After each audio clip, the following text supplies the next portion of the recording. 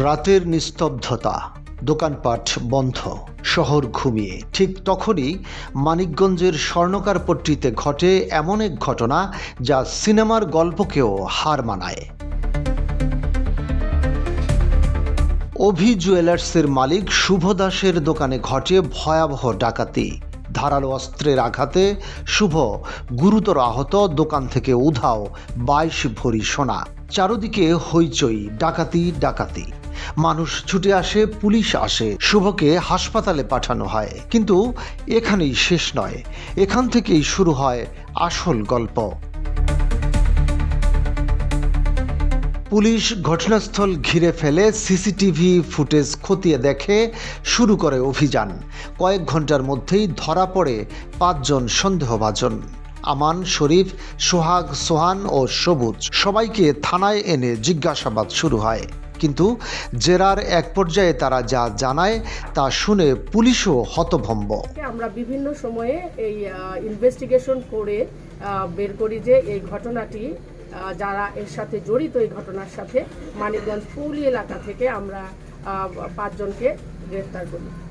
তাদের কথায় জানা যায় পুরো ডাকাতির নাটকটাই সাজিয়েছিল স্বয়ং দোকান মালিক শুভ দাস নিজেই। তারা জানায় শুভ তাদের ভাড়া করেছিল 5 লাখ টাকায় নিজের দোকান লুটের নাটক করতে। এমনকি ঘটনাকে বাস্তব দেখাতে নিজের পিঠে ছুরি মারারও পরিকল্পনা ছিল সেই শুভর।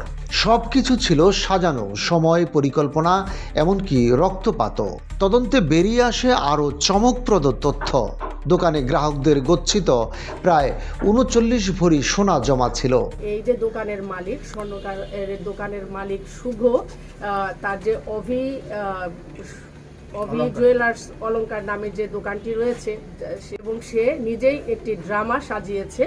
অন্যদের কাছ থেকে যে স্বর্ণালঙ্কারগুলো সে পেয়েছিল, যে স্বর্ণালঙ্কারের কাজ সে করছে, এই স্বর্ণগুলো আত্মসাৎ করার জন্য সে কিন্তু কয়েক মাস ধরেই এই ধরনের পরিকল্পনা তার মনের মধ্যে চলছিল। এই সোনা আত্মসাৎ করার জন্যই শুভ এমন ভয়ঙ্কর নাটক সাজায়, যাতে সবাই ভাবে ডাকাতরা সব লুটে নিয়েছে। অর্থাৎ নিজের বিশ্বাসযোগ্যতাকে ঢাল বানিয়ে নিজের গ্রাহকদের বিশ্বাসকেই ছুরিকাঘাত করে বসে এই ব্যবসায়ী। অবশেষে পুলিশ তাদের সূত্র ধরে অভিযান চালায়।